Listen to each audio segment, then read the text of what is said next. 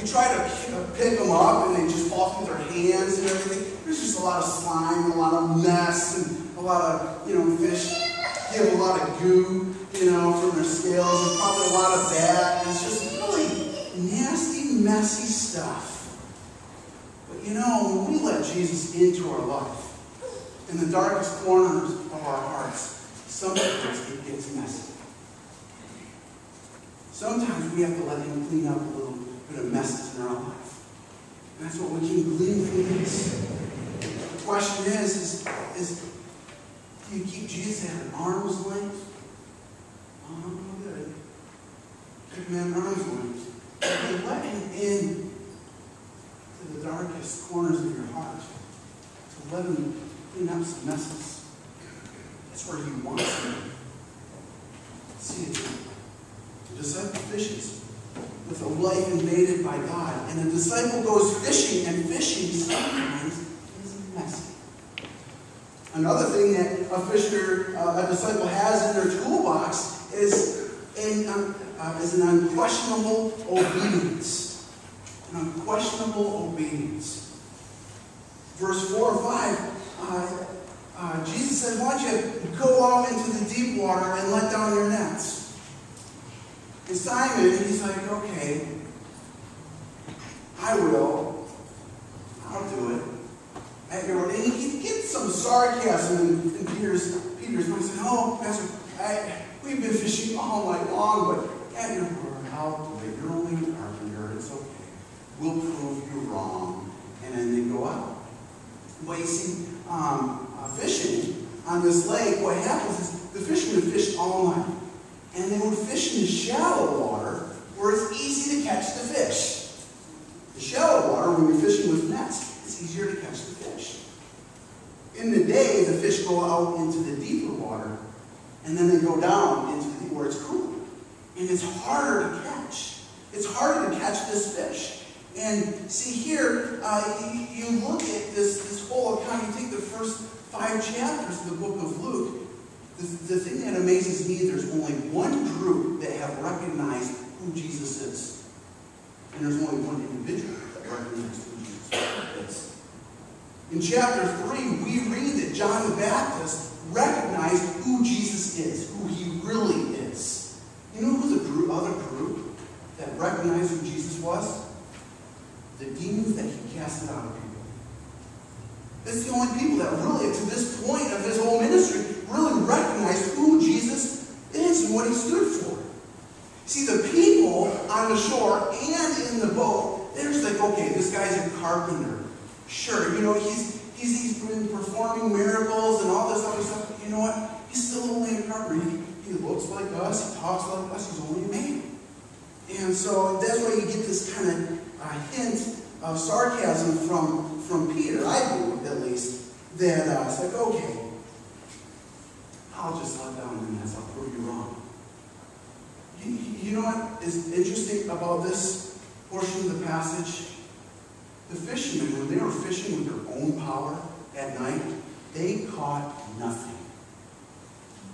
But when they were fishing with God's power, they filled the boats, didn't they? They filled the boats. And that made the fishermen extremely uncomfortable. It made them uncomfortable. And God calls us to be uncomfortable for him. He calls us to be uncomfortable for him. Are you willing to take some risk and be uncomfortable for the good news? You see, a disciple goes fishing, and sometimes fishing is uncomfortable. Another thing that a disciple uses in his tackle box is a promise to be used. A promise to be used by God. And there's some things that lead up to this. First is after all the fish are being taken in, Simon, he says, "Depart from me, for I am a sinful man." See, Peter, for the first time, saw who Jesus really was. And then he saw who he was in relationship to that. He saw Jesus being from God, being God's Son. And he says, depart from me, for I am a sinful man. Because you know what? Sin cannot enter into God's presence. It's impossible for sin to enter into God's presence. Peter knew this. He was a good Jew. And he saw Jesus, depart from me. I'm a sinful man. I can't be even in your presence. The thing is, Peter becomes the miracle in this whole account. Sure, there's a lot of fish, but Peter becomes the miracle. Because of what Jesus says next. Do not be afraid. Don't be afraid. You've recognized your sin. You've dealt with it. Don't be afraid. Don't be afraid.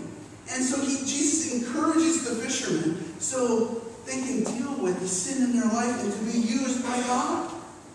You see, we need to deal with the sin in our life so that we can be used to a greater purpose. And when we come to that, guess what? We become the miracle. We become the miracle. God transforms our hearts and our lives from the inside out, and we become the miracle. I don't know about you. I want to become a miracle. And God continues to do so. I see a lot of people sitting in here that God continues to do His miraculous work in and through you. And it excites me. It's exciting because we see God working and God growing us. And then He says, you know what?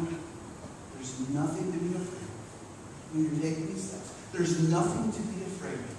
Because there's going to be greater things that you will be able to do, and I will do it through you. And we can have the confidence to share the good news of Christ. See, a disciple goes fishing, and we don't need to be afraid because there's a promise that God is going to use us. God is going to use us. Another tool that He has, that we have in our toolbox, is the tool of an absolute abandonment. A disciple fish with an absolute abandonment. The whole passage ends with, and they left everything and followed Him. The disciples had no clue where Jesus was going. They had no clue what was going to happen. But you know what? There was some things for certain. He was performing miracles, and He was preaching the Word of God. He performed a miracle in Peter, and He performed a miracle with the fish. And so they left everything and followed Jesus.